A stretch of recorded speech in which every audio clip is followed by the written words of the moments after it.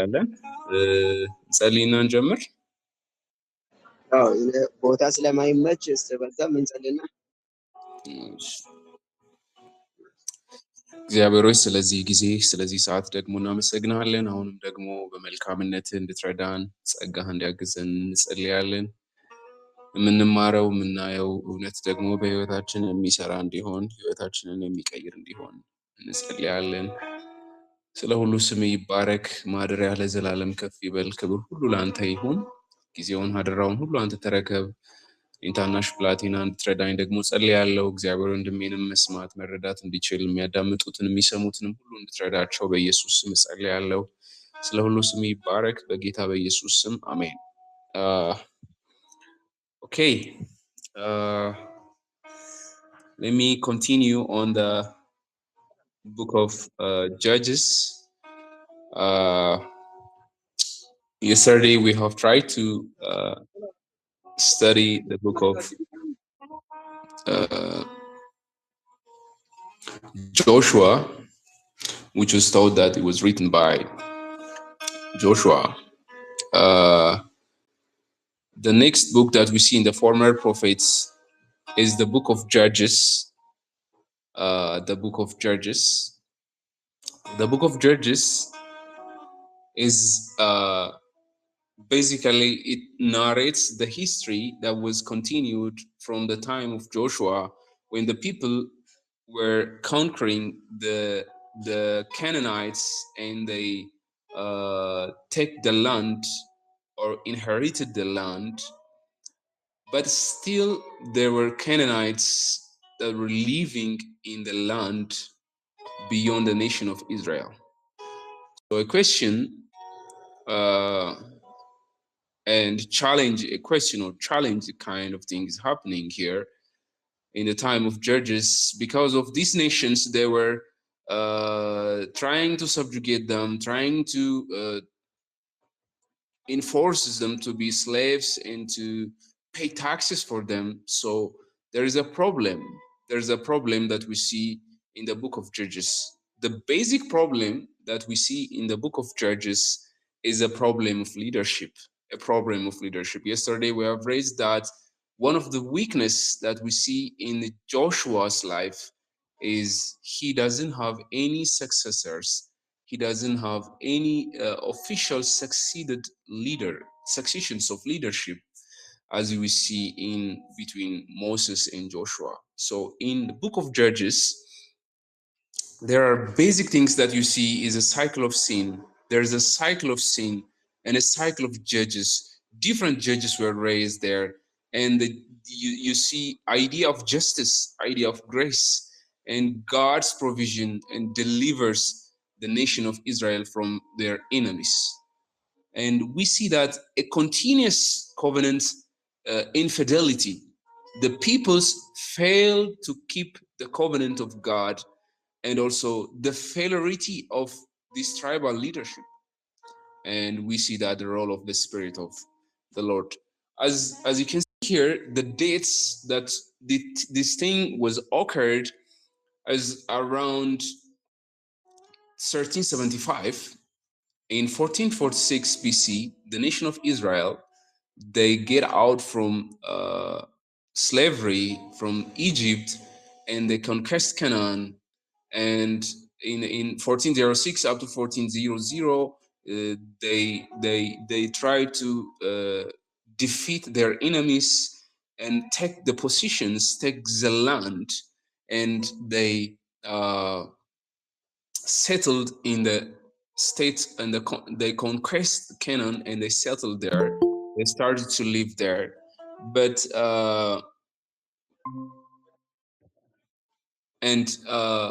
the judges period started. There was a problem and they needed judges.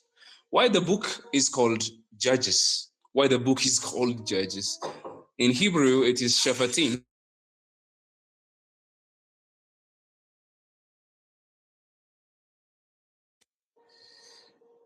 In Hebrew, the book is called Shafatims. Shafat means justice. Shafat.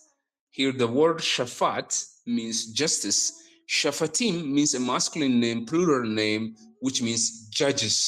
So when we think about the English term judges, we have an image of a courtroom official, but the context of Shafatim is not illegal arbiters who are like in the courtroom officials who stand there and defeat their clients in the courtroom. But the concept of Shafatim, judges, in English may give you that picture, but originally the Hebrew word Shafatim means justice bringers, who are not a courtroom officials. Gideon was not a courtroom official. Samson was not a courtroom official. They are deliverers. They bring justice. They bring Shafatim. They bring Shafat. They bring Shafat. They are Shafatims who bring Shafat. Shafat means justice. Shafatim means judges. So these judges, these were a charismatic leaders. They deliver Israel from oppression, from enemies.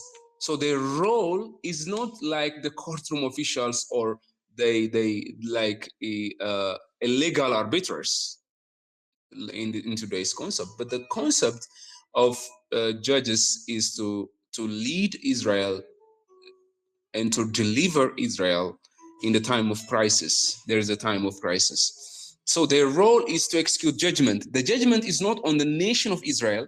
They bring judgment on the nations who are oppressing them.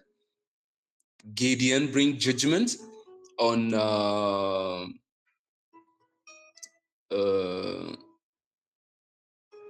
I think the nation in Palestine. Samson was in Palestine. He bring judgment in Palestine, but Gideon bring judgment on the nation.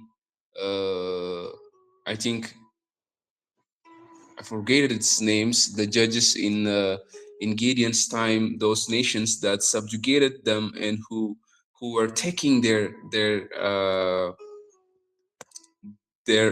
what they have harvested.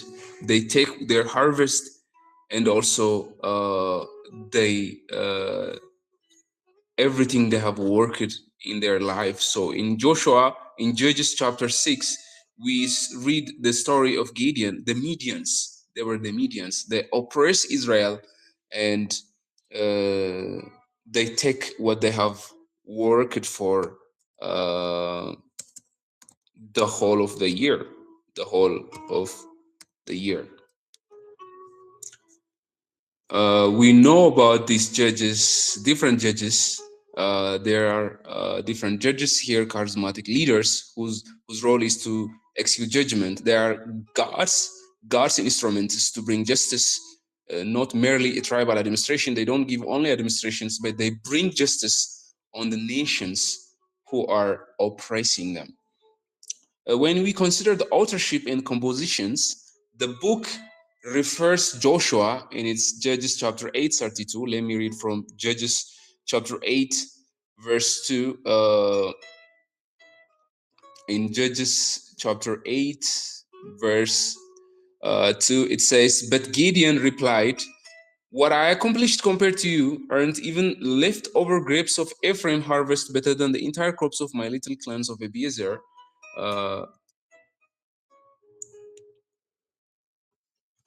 In Judges chapter 8, verse 32. Okay, verse 32. Let me read. I have only read verse 2, sorry. In verse 32, Gideon died when he was very old, and he was buried in the grave of his father Joash at Ophrah in the land of the clan of Abiezer. In the land of the clan of Abiezer. And in Joshua chapter 24, verse 26, in Joshua chapter 24,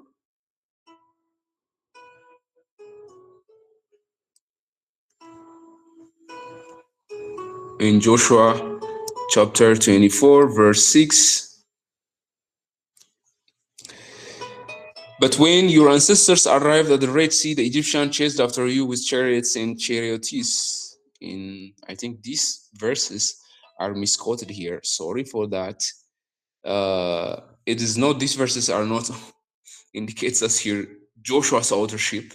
Let me read from chapter 1, Joshua chapter 1, after the days of Moses, it says in Joshua chapter 1, but in Judges chapter 1, in Judges chapter 1, verse 1, it says after the days of Joshua. So both days are mentioned here. After the days of Joshua, the Israelites asked the Lord which tribe should go first to attack the Canaanites. So we understand that from this verse, there were remaining peoples, there were remaining enemies in the land of Canaan. So they are asking the Lord, who is going to go first for us to attack Canaanites? So the days of Joshua here, the days of Joshua is mentioned in the book of Judges. But the authorship of Judges is not go into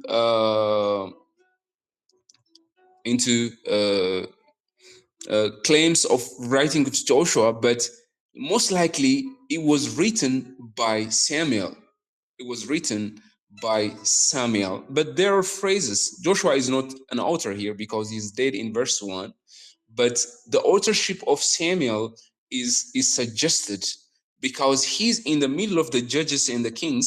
He's in the transition period. So there is a significant lapse of time in between the events and the final composition because it says to this day እስከዚህ ቀን ድረስ የሚል በምዕራፍ 4 ቁጥር 9 ላይ 5 9 ላይ እንደምታዩት እስከዚህ ቀን ድረስ የሚል ሐሳብ ስላለ ይሄ ነገር የተጻፈው ፋይናል ኮምፖዚሽኑ ያለቀው ምናልባትም በሳሙኤል ጊዜ ሊሆን ይችላል። ሳሙኤልም ጽፎታል ተብሎ ይገመታል። ምክንያቱም ሳሙኤል በእነዚህ የትራንዚሽን ታይሞች ላይ የነበረ ሰው ስለሆነ ማለት ነው። So most of the time it gives some kind of hints because it refers some exilic times. So it most likely was compiled after the monarchy, reflecting Israel's need for righteous leadership. The book points us we need a righteous leadership. ቅዱስ የሆነ መሪ ቅን የሆነ መሪ ያስፈልገናል የሚል ጥያቄ ነው የመሳፍንት መጽሐፍ የሚመልስልን። What is the purpose of the book? The purpose of the book. The purpose of Judges is to show Israel's failure in covenant and the need of leadership. The need of leadership. Israel needs leadership. So these cycles of sin and cycles of failure and the cycles shows us that they are abandoning the law of God and they're failing from the law of God. So they need a deliverer. After some time, God will send them a deliverer, and they repent back to God and they fail again. There's apostasy, cycle of sin and apostasy in the book of Judges. The book of Judges have four cycles of parties. The book of Judges have four cycles, which is apostasy, servitude, supplication, and salvation. Supplication and salvation. I took this concept from Blue Letter Bible website. They put this in the book of Judges. In the book of Judges to show that these things are repeatedly happening. ተመሳሳይ ነገር ነው የሚሆነው። እግዚአብሔርን በደሉ፣ ለጠላቶቻቸው አሳልፎ ተደጋጋሚ የሚነበበው ነገር ይሄ ነው። እግዚአብሔርም ለጠላቶቻቸው አሳልፎ ሰጣቸው። ከዛ ወደ እግዚአብሔር ጮሁ። እግዚአብሔርም ደግሞ ነፃ አውጪ ወይንም ደግሞ የሚያድናቸውን ሰው አመጣላቸው ወይንም ደግሞ አስነሳላቸው እያለ ይነግረናል ማለት ነው። ስለዚህ ይሄ የመሳፍንት መጽሐፍ ይሄንን ሳይክል ነው ደጋግሞ የሚያሳየን። መሳፍንቶች ይነሳሉ፣ ከዛ ህዝቡ ኃጢአት ይሰራል፣ ለሌሎች አህዛብ አሳልፎ እግዚአብሔር ይሰጣቸዋል። ከዛ በኋላ እንደገና ተመልሰው ደግሞ በእግዚአብሔር ፊት ይጮሃሉ። እግዚአብሔር ደግሞ እንደገና ነፃ አውጪ ይሰጣቸዋል። ያ ነፃ አውጪ ደግሞ ለነሱ ይዋጋል። ህዝቡም ተነስቶ አብሮ ይዋጋል። እግዚአብሔር ደግሞ ህዝቡን ነፃ ያወጣል። ከዛ ያርፋሉ፣ እግዚአብሔርን ያገለግላሉ። ተመልሰው ደግሞ በኃጢአት ውስጥ ይወድቃሉ። ከዛም በኋላ እግዚአብሔር ደግሞ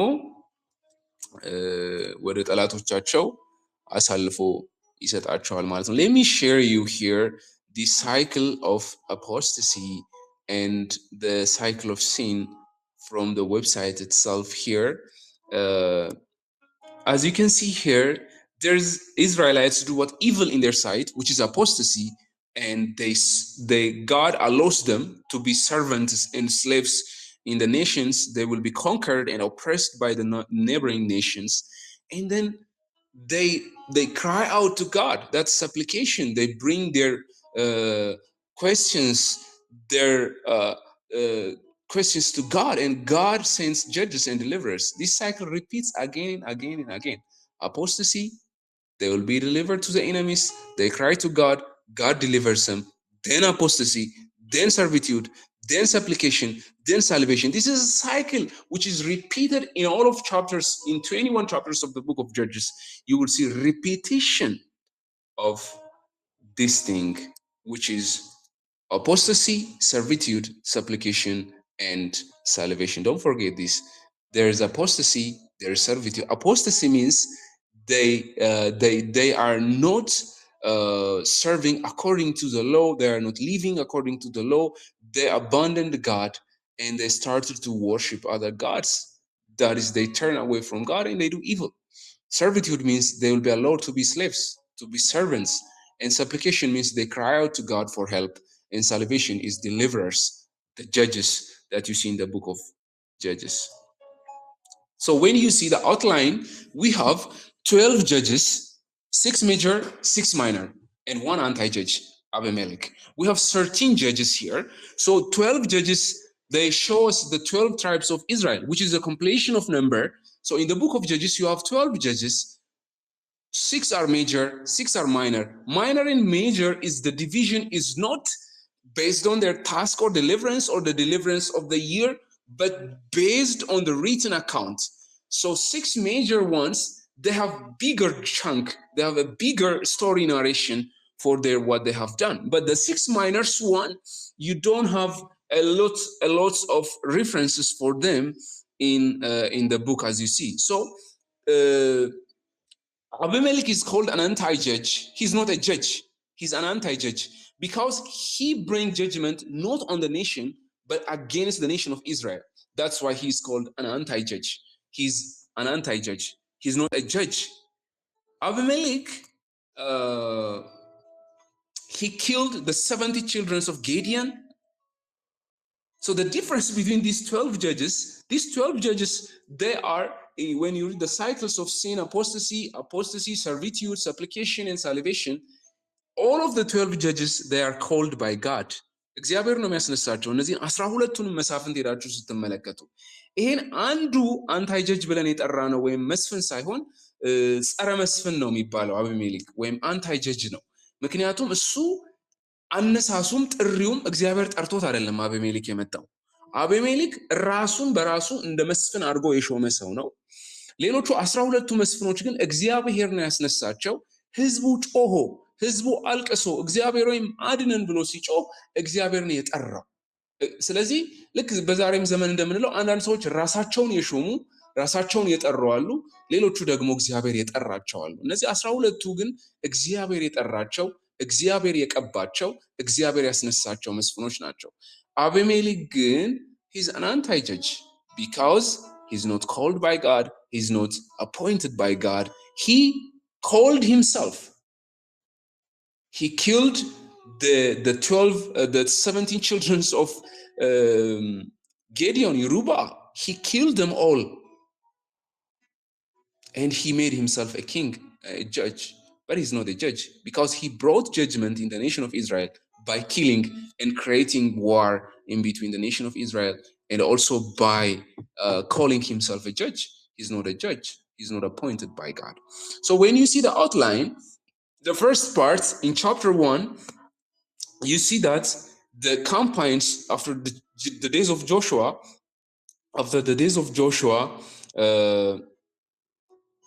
these Judah and Simon were the 2 tribes who go before the nation of Israel and conquered the land. So these 2 tribes fought against the nation.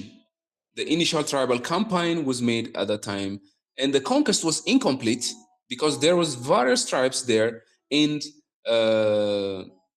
the angel of the Lord in chapter 2, when you see the angel of the Lord rebuked them in Bochim, rebuked them. Because the angel of the Lord went up from Gilgal to Bochim and said to the Israelites, I brought you out of the Egypt into this land, and I swear to give you ancestors, and I said, I will never break my covenant with you. So as you can see here, the messenger, the angel of the Lord, is not only the angel, because he says, I brought you out of Egypt. So if He's the one who brought them out of Egypt, because God, he said, I brought you out of the land of Egypt. I brought you, even in the books of the prophets, minor prophets and major prophets, God says, I brought you with an eagle wing. I brought you out of slavery, which is a burning furnace, from the land of Egypt, the land of slavery. I brought you out of that land, and I bring you here. So then the angel of the Lord also speaks the same thing. So maybe this is a theophany. Maybe this is Christ is speaking here. So for your part, you were not to make any covenant with my people, with the people living in this land. Instead, you were destroying their altars, but you disobeyed my command. Why did you do this? So now I declare that I will no longer drive out the people living in your land. There will be thorns in your side.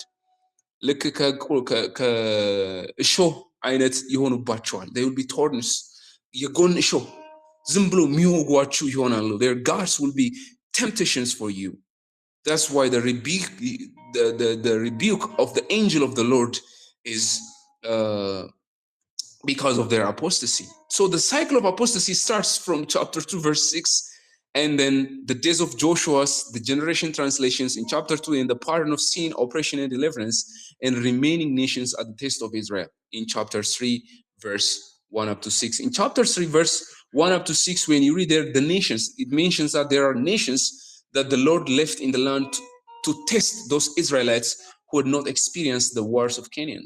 And he did this to teach warfare to generations of Israel who had no experience in the battle. ሰልፍን እንዲማሩ እግዚአብሔር ያንን ኔሽን እንዳስቀረ እዛው ምዕራፍ 3 ላይ ሄዳችሁ ስታነቡ የምትመለከቱት ነገር ነው ማለት ነው። So the nation of Israel is in apostasy after the days of Joshua because there was no leadership. አስጠንቅቆ የመሳፍንት መጽሐፍ የሚነግረን የመሪዎችን አስፈላጊነት ነው። መሪ ቤተክርስቲያን ያስፈልጋታል። የአሁኗ ቤተክርስቲያን፣ በዓለማችን ላይ ያለችው ቤተክርስቲያን እውነተኛ መሪዎች፣ ትክክለኛ መሪዎች። ምክንያቱም መሪ ጤነኛ ከሆነ ህዝቡ ጤነኛ ይሆናል። መሪው ታማሚ ከሆነ ህዝቡ ታማሚ ይሆናል። ምናልባት እውቀት ሊኖረው ይችላል፣ ዶክትሪኖችን ሊያውቅ ይችላል። በጭንቅላቱ እግዚአብሔርን ማወቅና ዶክትሪኖችን ማወቅ፣ ትምህርቶችን ማወቅ፣ መጽሐፍ ቅዱስን ማወቅ የተለያዩ ነገሮች ናቸው። እግዚአብሔርን የሚያውቅ መሪ በቤተክርስቲያን ውስጥ ካለ ህዝቡ እግዚአብሔርን የሚያውቅ ይሆናል። እግዚአብሔርን የማያውቅ መሪ ከሆነ ግን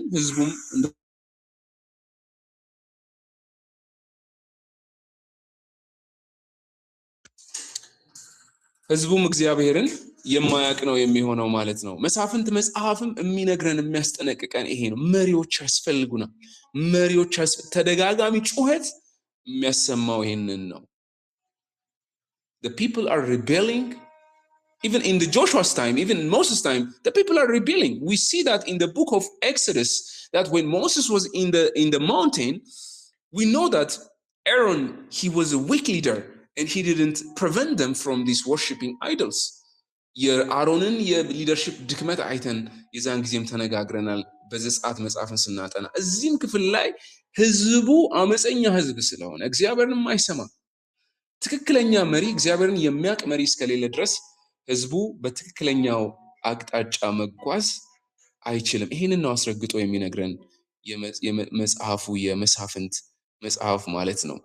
So the third part, cycle of apostasy, is started in chapter 2, and the third part is the cycle of Judges. The Judges started. So some of the Judges you know them, some of the Judges you may not know them, I am sure. For example, you may know Othniel and Ehud, but you don't know Shemigar. Who is Shemigar? We don't know Shemigar because we know only from the major judges like Deborah, Barak. They are minor judges, but Gideon, Deborah, Barak, Samson. We know about Samson. These judges, when the Israelites did evil in the eyes of the Lord, God brought a judge for them. እነዚህን መሳፍንቶችን እግዚአብሔር ያስነሳላቸው ነበር። ከመሳፍንት መጽሐፍ ምዕራፍ 3 ቁጥር 7 ጀምራችሁ ሄዳችሁ ስታነቡ መስፍኖችን እግዚአብሔር ያስነሳላቸዋል። እነሱ ሄደው ይዋጋሉ፣ ህዝቡን ዴሊቨር ያደርጋሉ። ስለዚህ መስፍኖቹ የጀመሩት ከምዕራፍ 3 ነው። ከዛ በፊት የነበረው እንደ ኔሽን እንደ ትራይብ ወጥተው የተዋጉበትን ስቶሪ ነው የምናገኘው እና መልአኩ የገሰጻቸውን ነገር ነው የምናነበው። እዚህ ጋር ግን የመጀመሪያው ምዕራፍ 3 ከቁጥር 7 ጀምሮ ሄዳችሁ ስታነቡ እግዚአብሔርም የእስራኤልን ልጆች በእግዚአብሔር ፊት ክፉ የሆነ ነገር አደረጉ ይልና አምላካቸውን እግዚአብሔር ረስተው በአሊምንና አስታሮትን አመለኩ። ስለዚህ እግዚአብሔር ቁጣ በእስራኤል ላይ ነደደ ይልና በሜሶጶጣሚያ ንጉስ በኩርሰሰቴም እጅ አሳልፎ ሰጣቸው። የእስራኤልም ልጆች ለኩርሰሰቴም 8 ዓመት ተገዙለት። የእስራኤልም ልጆች ወደ እግዚአብሔር ጮሁ፣ እግዚአብሔርም የሚያድናቸውን አዳኝ የካሌብን የታናሽ ወንድሙን የቄኔዝን ልጅ ጎቶንያልን አስነሳላቸው ይላል። ኦትኒኤል is also one of the judge who was raised by this shout, the nation of Israel. ህዝቡ ሲጮህ እግዚአብሔር ያስነሳላቸው ሰው ነው Othniel, the first judge.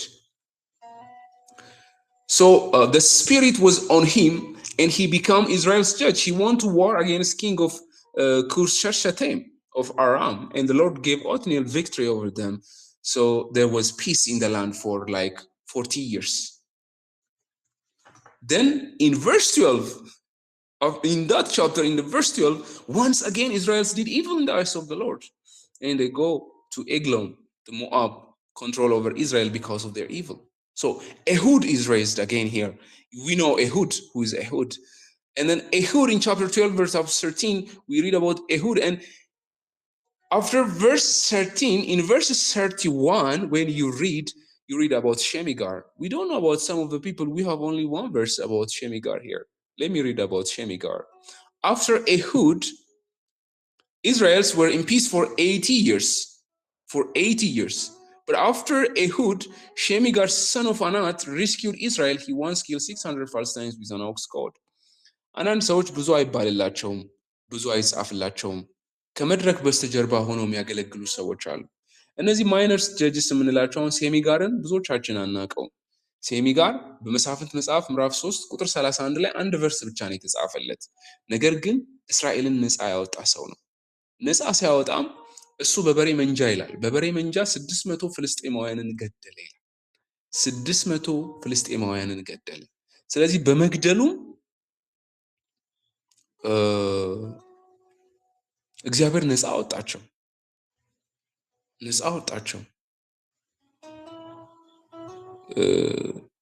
እሱ ይሄንን ወጥቶ በመዋጋቱ አንድ በእጁ ላይ ባለው ነገር ነው የተዋጋው። ምናልባትም ገበሬ ሊሆን ይችላል። ገበሬ ነው፣ ምክንያቱም የበሬ መንጃ ይላል። ባለው የበሬ መንጃ ተጠቅሞ he fighted for his family, he fighted for his life. እሱ ለህይወቱ ነው የተዋጋው፣ ለቤተሰቡ ነው የተዋጋው። ውጊያ የሚጀምረው ወተን ለሌሎች በመዋጋት ሳይሆን መጀመሪያ ስለ ራሳችን በመዋጋት ነው። እና ሴሚጋር የሚያስተምረን እሱን ነው። ሴሚጋር በመረሳት ውስጥ ሆኖ እግዚአብሔርን ማገልገልን ያስረዳናል። ስለ ሴሚጋር ብዙ የተጻፈለት ነገር የለም። ይሄ አንድ ቨርስ ነው የምናገኘው። ሴሚጋር በበሬ መንጃ ቁጥር 31 ላይ ሄዳችሁ ስታነቡ ከእርሱም በኋላ የዓይነት ልጅ ሴሚጋር ተነሳ፣ ከፍልስጤማውያን ጋር 600 ሰው በበሬ መውጊያ ገደለ፣ እርሱም ደግሞ እስራኤልን አዳነ ይላል። 600 ሰው he killed 600 Palestinians with an ox goad. በዚህ የበሬ መንጃ የበሬ መውጊያ ነው የገደለው። እግዚአብሔር ይህንን ተጠቅሞበት። አንዳንድ ሰዎች ብዙ ይጻፍላቸዋል፣ ብዙ ቻፕተር መጽሐፍ ቅዱስ ውስጥ አላቸው፣ ብዙ ነገር ተብሎላቸዋል፣ ግን ምንም የሰሩት ነገር የለም። አንዳንድ ሰው ምንም ነገር ሳይሰራ ብዙ ይጮህለታል፣ ብዙ ይባልለታል። አንዳንድ ሰዎች ደግሞ ብዙ ነገር እየሰሩ they are in the background፣ ከፊት ለፊት አይወጡም፣ መድረክ ላይ አይወጡም፣ አይጨበጨብላቸውም። ነገር ግን እነሱ ተደብቀው ወንጌልን ይሰራሉ፣ ሰዎችን አድሬስ ያደርጋሉ፣ ካውንስል ያደርጋሉ። ያልተደረሰበት ቦታ ሄደው ዋጋ ከፍለው ሰው ነፍሱን መስዋዕት አድርጎ ወንጌል ያልደረሰበት ቦታ ሄደው ቤተሰባቸውን ትተው ተሰደው ሄደው በዛ ወንጌልን ሰብከው የሞቱትን ማንም የሚያስባቸው የለም፣ ማንም የሚያስታውሳቸው የለም። ምክንያቱም መድረክ ላይ አይደሉም። እንዳሁኑ የሚጮህላቸው በቪዲዮ እየቀረጹ እየተጫጫሁ የሚያጨበጭቡላቸው የለም። ስለነሱ የሚባል ነገር የለም። ግን በዝምታ ውስጥ ሆነው እግዚአብሔርን የሚያገለግሉ ሰዎች ናቸው። እንደዚህ አይነት ሰዎች መጽሐፍ ቅዱስ ውስጥ አሉ። አንዳንድ ሰዎች ብዙ ይባልላቸዋል፣ ምንም ግን የሰሩት ነገር የለም። አንዳንድ ሰዎች ግን ምንም አልተባለላቸው፣ ግን ብዙ ነገር ሰርተዋል፣ በጣም ብዙ ነገር አድርገዋል። አሁን እኮ አቤሜሌክ ብዙ ነገር ተጽፎለታል። he was an anti judge። መሳፍንት መጽሐፍትን ሄዳችሁ ስታነቡ anti judges አንታይ ጀጅ ነው አቤሜሌክ። ግን ብዙ ነገር ተጽፎለታል፣ ስለሱ ብዙ ነገር ተብሎለታል። ይህን ክላስሩም ላይም ስናገረው ነበር እና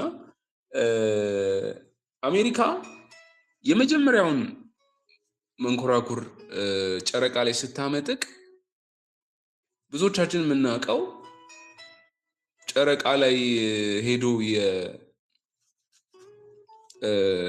በመንኮራኩሩ የሄደውን እንትኑን ነው የምናውቀው፣ ካፒቴኑን ነው የምናውቀው አይደል?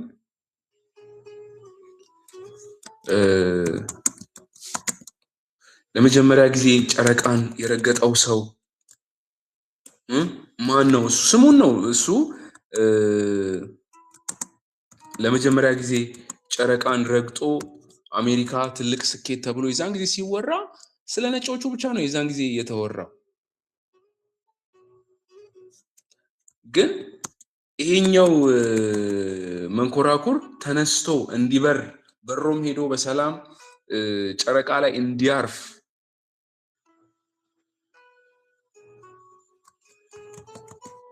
ሂሳቡን የሰሩት ቀመሩን የሰሩት የሆነች ጥቁር ሴት ናት። ጥቁር ማትማቲሽያን ናት። ስለሷ ማንም ያወራ የለም። ግን እሷ ማትማቲክሱን ባትሰራ፣ ሂሳቡን ባትሰራ፣ እዛ ጋር ስሌቱን ባታስቀምጥ ይሄ ሁሉ ሚሽን አይሳካም። ይሄ ሁሉ ነገር አይሄድም። ግን ስለሷ ብዙም አይወራም። ሂድን ፊገርስ የሚል የሆነ ሙቪ አለና ስለነዚህ ማትማቲሽያኖች እና የፊዚክስ ሊቃውንት የተሰራ ሙቪ አለና ሰፈር አድርገው ከበስተጀርባ ሆነው ምንም የማይባልላቸው ኔል አርምስትሮንግ ነው። አፖሎ የምትባለዋ የጠፈር የኔል አርምስትሮንግ በ1930 አሜሪካ ለመጀመሪያ ጊዜ ስታመጥቅ አስትሮኖቱን እሱን ነው የምናውቀው። አፖሎ 11 የሚባል ሚሽን ተደርጎ በኬኔዲ መንገሻ ጊዜ በኬኔዲ ጊዜ ጆን ኤፍ ኬኔዲ ጊዜ ሄዶ ጨረቃ ላይ ለመጀመሪያ ጊዜ ሄደውን ሰው እሱን እናውቀዋለን። ግን እዚህ ላይ ደግሞ የተሳተፉ ሰዎችም ሲነሱ ነጮቹ ናቸው የተነሱት። ጥቁሮቹ ግን ምንም ስማቸውም አይነሳም ነበር። ግን ትልቅ ስራ ይሰሩ ነበር። ሊቃውንት ነበሩ። በከለራቸው ምክንያት ብዙም አልተባለላቸውም። ኢንፋክት ይህንን ያነሳሁት ለምንድን ነው? ሴሚጋርን ብዙዎቻችን አናውቀውም፣ ግን ቤተሰቡን ያዳነ ሀገርን ያዳነ ሰው ነው። ከባክግራውንድ ዊነው ከባክግራውንድ ሆነው ብዙ የሚለፉ ቤተክርስቲያን በእነሱ ትከሻ ጫንቃ ላይ ያለች በቤተክርስቲያን ውስጥ ፊት ለፊት መድረክ ላይ የማናያቸው ነገር ግን ከጀርባ ሆነው የሚያገለግሉ ብዙ ሰዎች አሉ ልላችሁ ነው። ከዛ በኋላ ከሼሚጋር በኋላ የተነሱት ዲቦራ እና ባርቅ ናቸው። These two peoples they have raised and they fought and delivered Israel. In chapter 4 verse 1 up to chapter 5 verse 31 you read about the story of Deborah and Barak.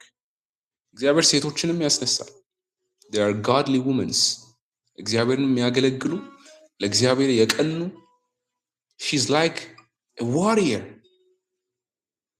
After Ehud's days, after the days of Shemigar, the Canaanite kings, the commander of his army, Sisera, they were oppressing them. They have chariots. They oppressed restlessly, ruthlessly Israelites for 20 years. And the people cried out for God for help.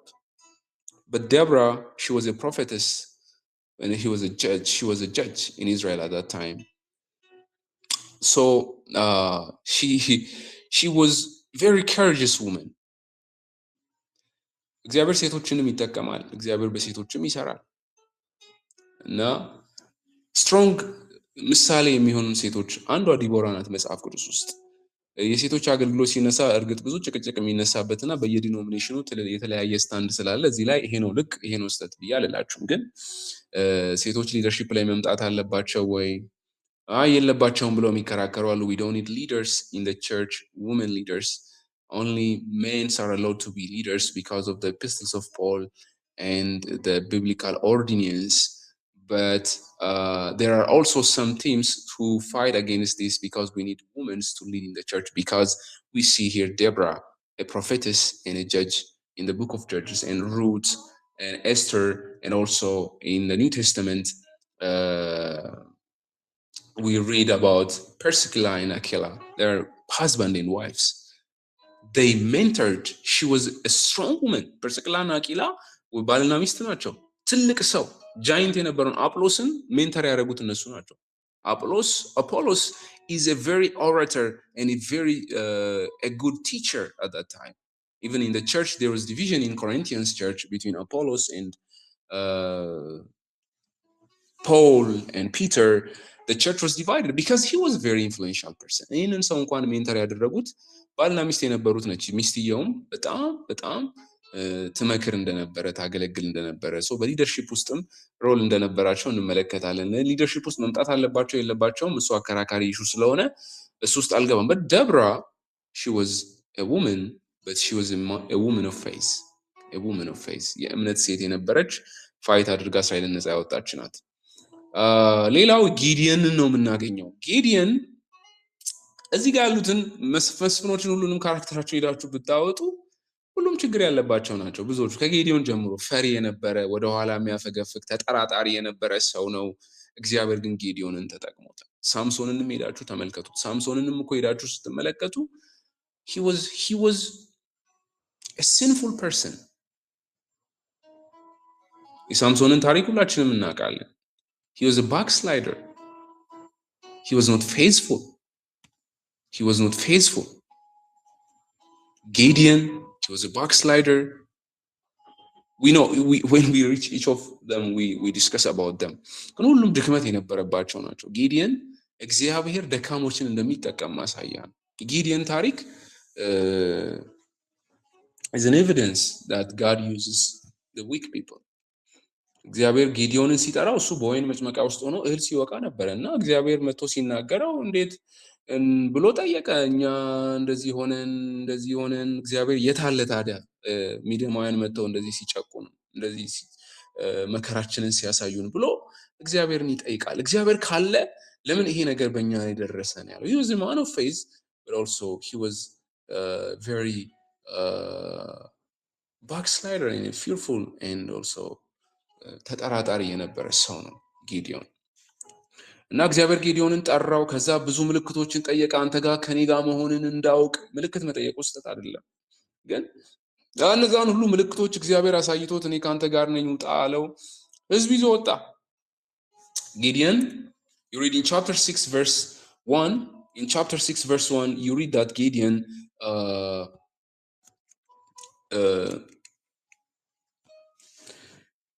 was raised at that time. So when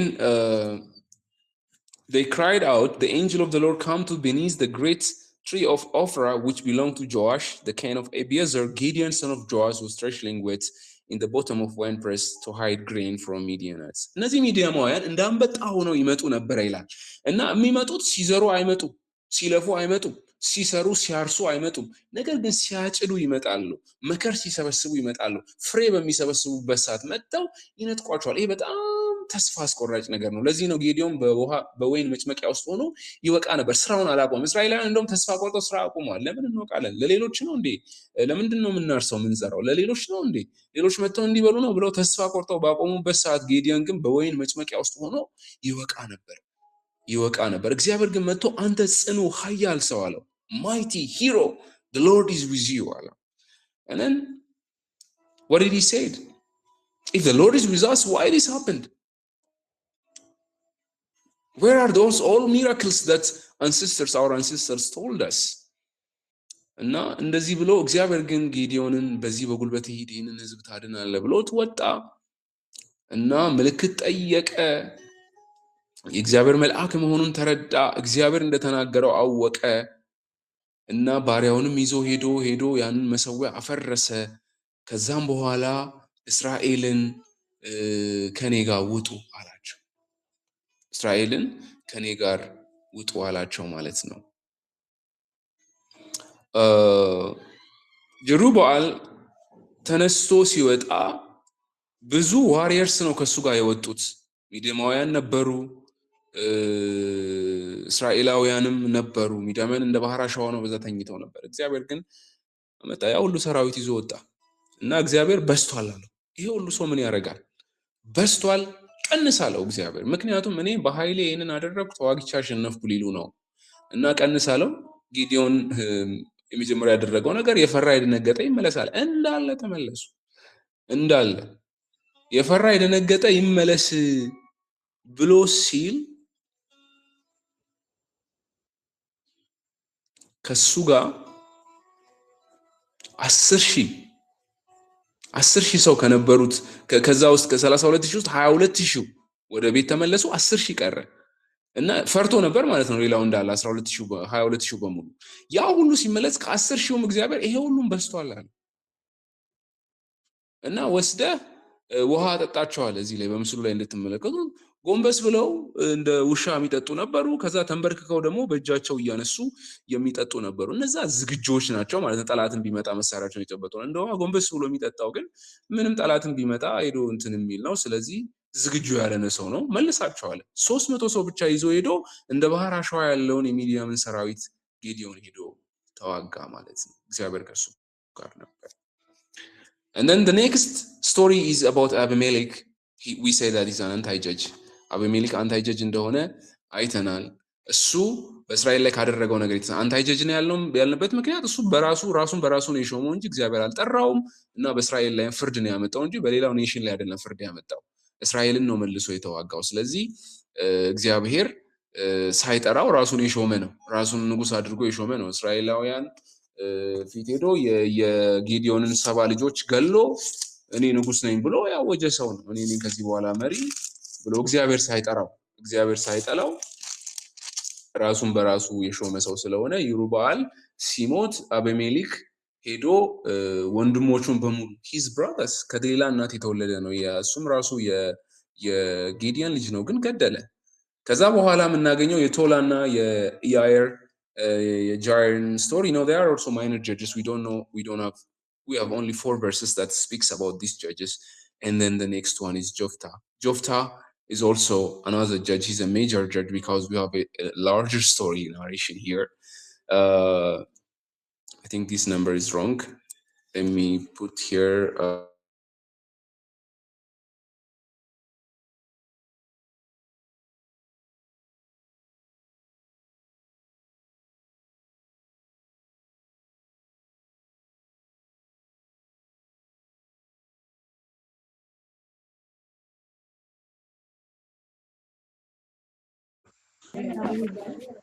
Don Abadan. Yes.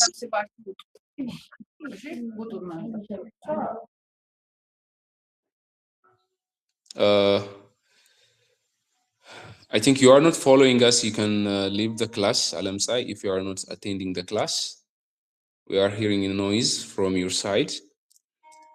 The next one is dividing the land. We read about Samson, the birth narrative of Samson. Samson is a major judge. ሳምሰን ራሱ ድክመት ዮፍታሄ የሴተኛ አዳሪ ልጅ የነበረ ወንበዴ የነበረ አምጾ ወደ ጫካ የገባ ሰው ነው። እግዚአብሔር በሱ ተጠቀመበት። ጊዲዮን ፈሪ የነበረ ሰው ነው። ሳምሰን was also a sinful person. He was a sex addict and also he was a Nazarene. He was a Nazarite. He has a vow. His birth is in Nazarite vow, but he didn't keep that. He didn't keep his vow. He was a very powerful person. በህይወታችን ውስጥ if we are not faithful on this area, we don't need to be in the ministry. If you are not trustworthy around women, you are not trustworthy to serve in the church. You don't have to be in the pulpit. ለምን እግዚአብሔር ስም ይሰደባል? ለምን if you are not ወደዛ መቅረብ የለብንም። ወደ መሰዊያው መቅረብ የለብንም። አገልጋዮች ነን ብለን ራሳችንን ማሰብም የለብንም።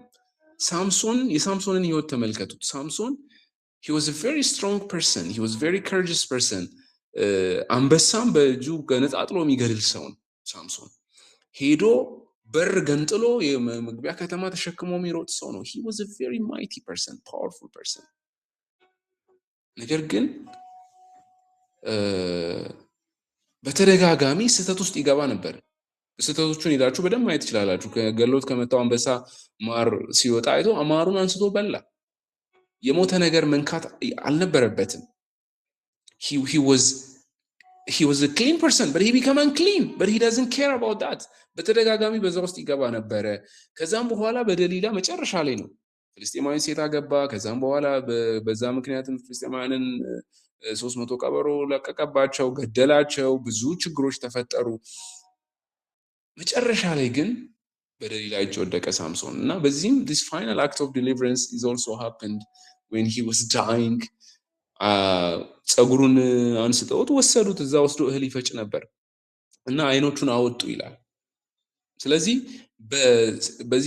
በዚህ በዝሙት ውስጥ በዝሙት ኃጢአት ውስጥ ወይንም ደግሞ if we are not trustworthy around women or around men, if we fail in the sin of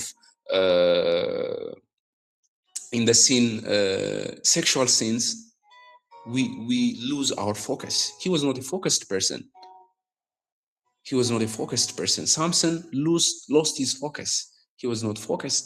He lost his grace, the power he have. He lost the spirit, and also he lost his hair. His hair was cut while he was with Delilah. So he failed, and he lost his eye. Our eye is an indication of vision. ራእያችንንም ሁሉ ነው የሚያስጥለን። በእንደዚህ አይነት ስህተት ውስጥ ስንገባ we lose our vision. ሳምሶን እንደውም በዛ ቦታ ላይ ሆኖ አልቅሶ እግዚአብሔርን ሲለምን የጠየቀው እኔን ስላዋረዱኝ ጸጉሬን እንዲህ ስላረጉ እንደው ጌታ ሆይ ልበቀላቸው አይደለም ያለው፣ ግን ሲጸልይ በእግዚአብሔር ፊት አልቅሶ እንደዚህ ነው ያለው፣ ስለነዚህ ስለ ሁለት አይኖቼ እንድበቀል አለ። So he was very very jealous about his vision. ስለ ራእዩ ስለነበረው ራእይ ስለነበረው እይታ ነው እንድበቀል እግዚአብሔር ሆይ ብሎ ሲል እግዚአብሔር እንደገና በራሱ ላይ ጸጉር ያድግ ነበር። this is the grace of God. እግዚአብሔር እንደገና ተጠቀመው፣ እንደገና ደግሞ ነፃ አወጣ ማለት ነው። and after that there was a tribal depravity. everyone did what was right in his eyes. ከዛም በኋላ የምናገኘውም ስቶሪ ተመሳሳይ ነገር ነው። ሁሉም በፊቱ መልካም መስሎ የታየውን ያደርግ ነበር፣ እግዚአብሔር ፊት ያምፁ ነበረ፣ ኃጢአት ይሰሩ ነበር። ይህንን የሚካ ማይግሬሽን የዳንን ቤተሰቡን ይሄ ብሔርተኝነት ራሱ በዚህ ትራይባል ዲፕራቪቲ ላይ ሄዳችሁ ስታነቡ በኤፍሬማውያንን እና ቢናማውያንን ወጓቸውና ቤንጃማይትስን እዚህ ጋር ምዕራፍ 19 እስከ 21 በእነሱ መካከል የተደረገ ጦርነት ነው። አንድ ካህን ሰው ሌዋዊ ወደ ቢናማውያን ሀገር ሄደ። ከዛ በኋላ እዛ ሄዶ በነበረበት ሰዓት ማታ ላይ የእሱን ቁባቱን ወስደው ሌሊቱን ሙሉ ይላል ሲፈራረቁባት ሲደፍሯት አደሩ፣ ሞታ አደረች ይላል። እና ይሄ ካህን ምን አደረገ? እቺን ሌዋዊ ወስዶ እቺን ሚስቱን ቁባቱን ወስዶ ቆራረጣት። 12 ቦታ እቺን ሴት በቢላዋ ቆራርጦ ወደ 12ቱም የእስራኤል ነገድ ነው የላከው። እና ይሄ ነገር የተፈጸመው በእስራኤል ውስጥ ነው ብሎ ላከ። ይሄን ነገር ሲያዩ እንዴት ይሄ ከባድ ወንጀል እንዴት በእስራኤል ውስጥ ተፈጸመ? ምዕራፍ 19 ላይ ሄዳችሁ መሳፍንት ላይ ይሄንን ስቶሪ ታገኛላችሁና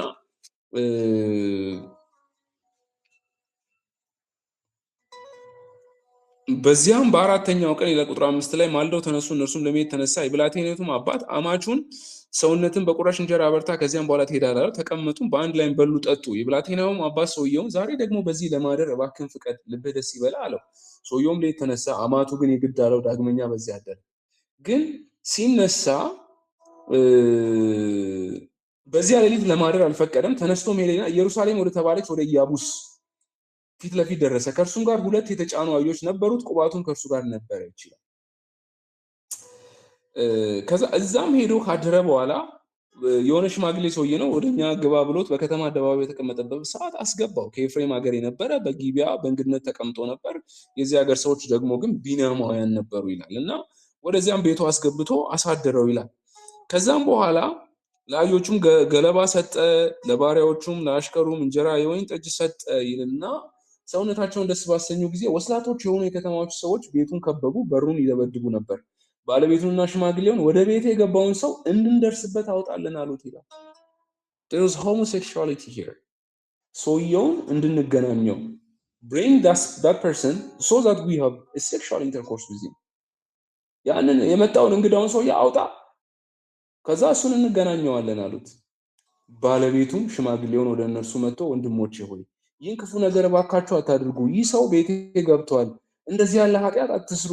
ድንግል ልጄና የእርሱ ቁባት አሉ፣ እነሆ አሁን አወጣቸዋለሁ፣ እነሱን አዋርዷቸው፣ እንደወደዳችሁ አድርጉባቸው፣ ነገር ግን በዚህ ሰው ላይ እንደዚህ ያለ ኃጢአት አታድርጉ አላቸው። ሰዎቹ ግን ነገሩን አልሰሙም።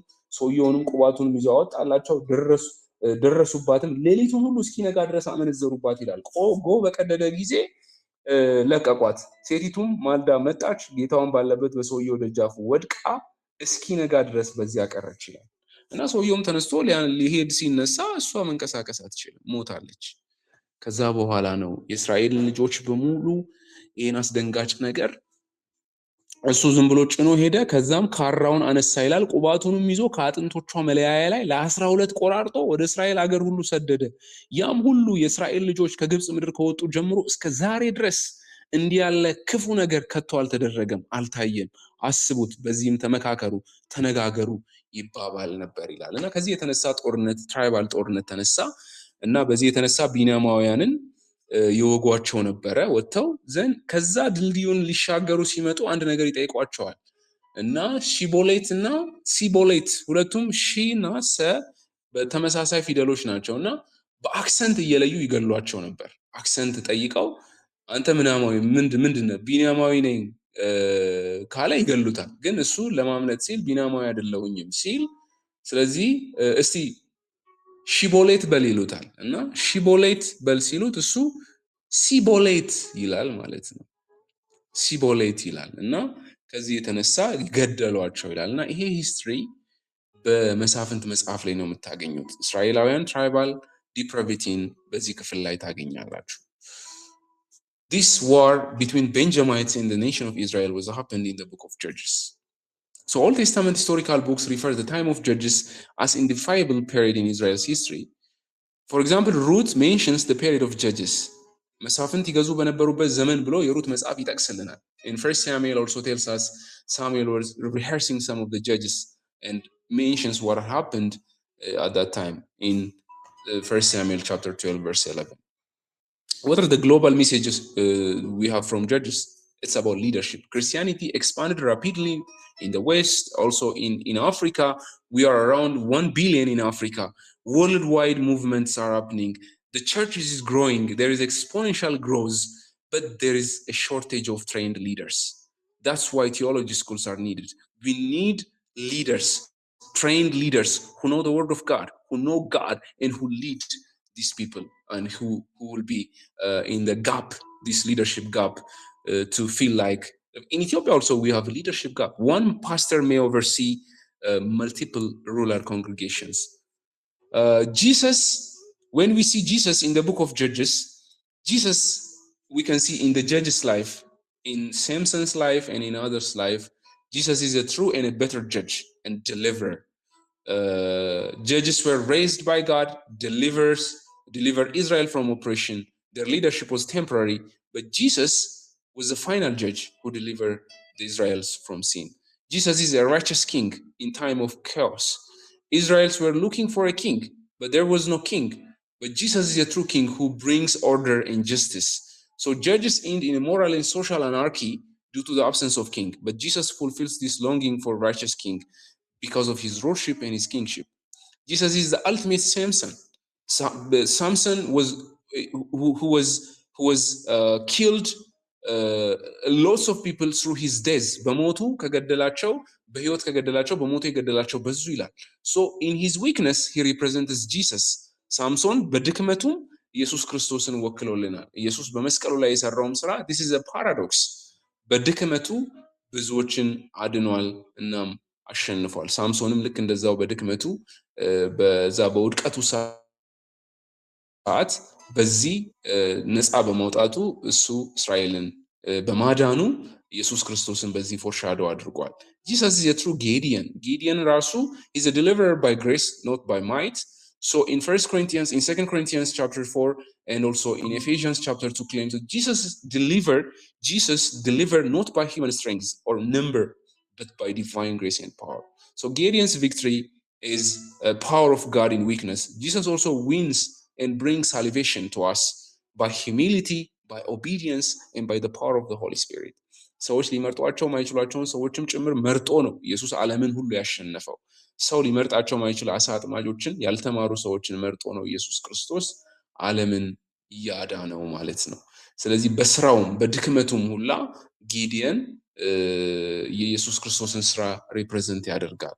Jesus is a covenant keeper in the midst of apostasy. እስራኤል ኮቨነንቱ ሳትጠብቅ ስቀር ወድቃለች። እስራኤል ጠፍታለች። ሪፒትድሊ ኮንትራስት ስናደርግ ኢየሱስ ግን የማይናወጥ ታማኝነቱን unwavering loyalty to his father ያንን ማሳየት ችሏል። Jesus is the one who brings peace, the last peace, everlasting peace. So judges brought a short time, ለትንሽ ጊዜ ነው። ከዛ ለ40 ዓመት እንደገና ተጨቆኑ፣ ወደ እግዚአብሔርም ጮሁ ይላል። ግን አንዳንድ ሰው እንዴት ለ40 ዓመት ሙሉ ባክስላይድ ያደርጋል? that's what's happening። ያ ነው በመሳፍንት መጽሐፍ ላይ እያሆነ ያለው። ለ80 ዓመት እንደዚህ ሆኑ፣ then ወደ እግዚአብሔር ጮሁ። ለ20 ዓመት እንደዚህ ሆኑ። 20 ዓመት ሙሉ ለምንድን ነው የሚጠብቁት? we don't know, but there was no peace at that time. But Jesus is the one who brings everlasting peace, and Jesus' presence is among his people. The angel of the Lord appeared there. I've said that it may be a theophany because he said, I brought you out of the land of the Egypt and I brought you here. In chapter 5, we read that. So this, the angel of the Lord, is maybe Christ.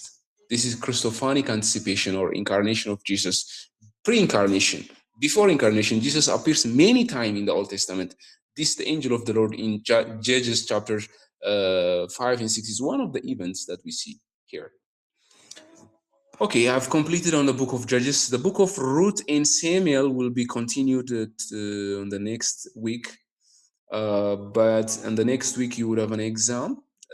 I will post how you would take the exam there, but I've finished here. If you have any questions, you are welcome. But if you don't have any questions, I'm concluding here with prayer, the word of prayer.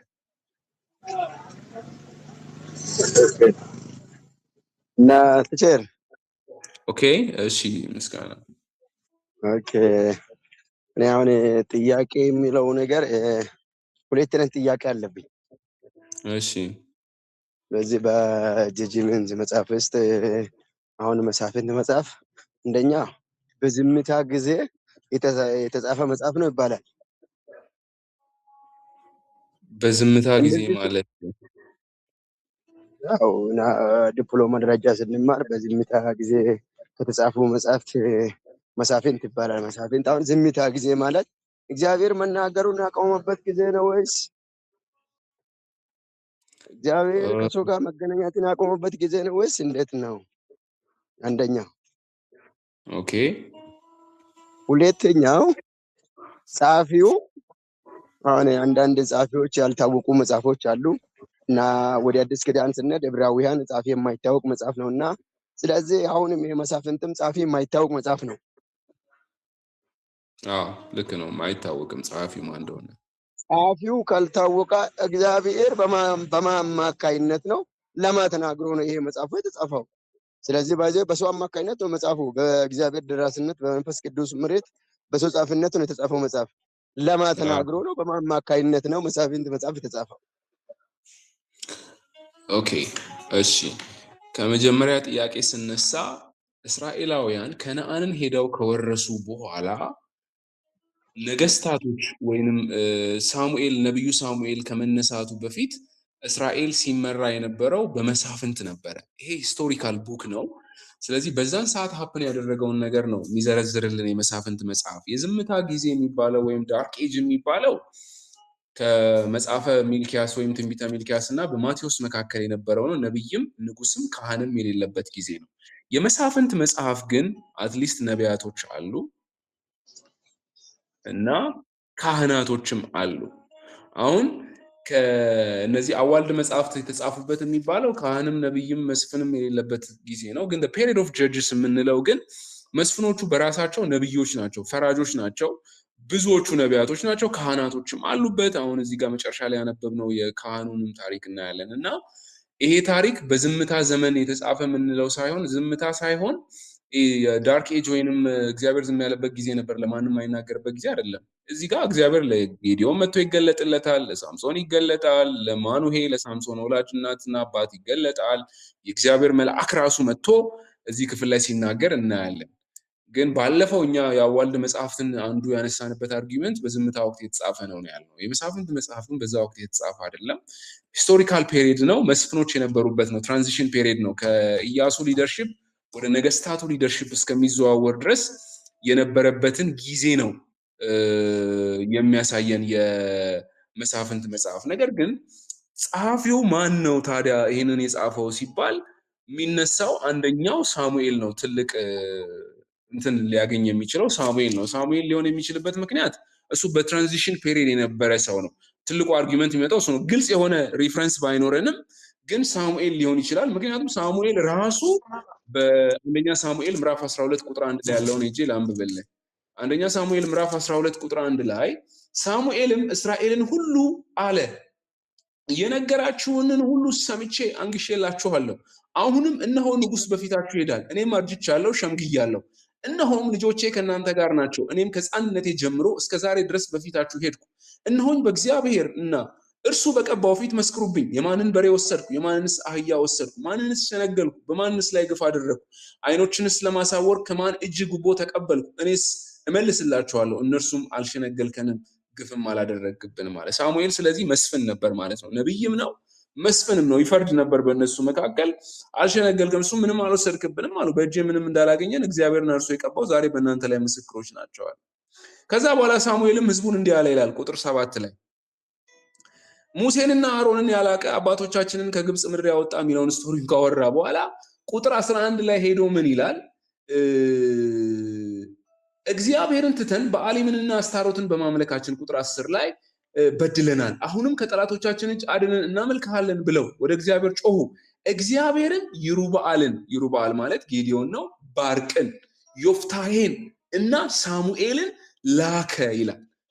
ማን ነው የሚለው? ይህንን ሳሙኤል ነው የሚናገረው። ሳሙኤልን ላከ፣ በዙሪያቸውም ካሉት ከጠላቶቻቸው እጅ አዳናቸው፣ ተገዙላቸው፣ ተቀመጣችሁ ይላል። ተገዝተውላችሁ ተቀመጣችሁ። የአሞንም ልጆች ንጉሥ ናዖስን እንደመጣባችሁ ባያችሁ ጊዜ አምላካችሁ እግዚአብሔር ንጉሳችሁ ሳለ እንዲህ አይሁን፣ ነገር ግን ንጉሥ ይንገስልን አላችሁኝ ይላል። ይሄ የሳሙኤልን ንግግር ሄዳችሁ ቻፕተር 12 አንደኛ ሳሙኤልን አንብቡት። ሳሙኤል እዚህ ጋር እነ ጌዲዮንን እነ ዮፍታሔንና ባርቅን ይጠቅሳል።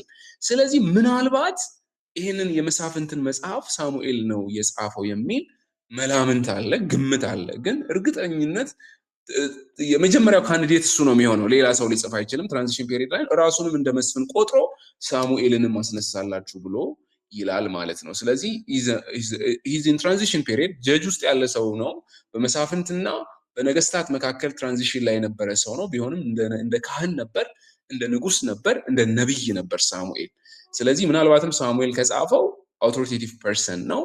እግዚአብሔር ሌጂቲሜት ፐርሰን አድርጎት አስቀምጦታል። ይህንን ጽፏል። ኤኒ ፐርሰን ቢጽፈው መጽሐፉ ግን በጣም ጠቃሚና በእግዚአብሔር አገልግሎት ውስጥም ደግሞም በቤተክርስቲያን አገልግሎት ውስጥ ትልቅ ስፍራ ያለው መጽሐፍ ነው፣ የመሳፍንት መጽሐፍ ለማለት ነው። ጥያቄን ከመለስኩኝ ምናልባት ጥያቄው ተመልሶ እንትን አንደኛ ትንሽ ማብራራት ያለበት ያው በዝምታ ጊዜ ኦርቶዶክስ ተዋሕዶ ቤተክርስቲያን ተከታዮች የሚጠቀሙበት መጽሐፍ በዝምታ ጊዜ የተጻፈው መጽሐፍ ተብሎ ይጠቀሳል። ስለዚህ አሁን እኛ የማንጠቀመው ማለት ነው ከ66 ውጭ እነሱ 81ን ይጠቀማሉ። እነሱ በእነዚህ በመሳፍንት ወቅቶች አይደሉም የተጻፉት። አንድ እርግጠኛ እንድትሆን የምፈልግልህ እነሱ የተጻፉት በመሳፍንት ዘመን አይደለም። እነሱ መጽሐፍት አሁን ተረፈ ኤርሚያስ፣ የዳንኤል መጽሐፍ፣ መጽሐፈ ጦቢት ባለፈው ያየነው ነው። ገና ኮርሱን ስንጀምር አይተናል ካነን ላይ ስናይ።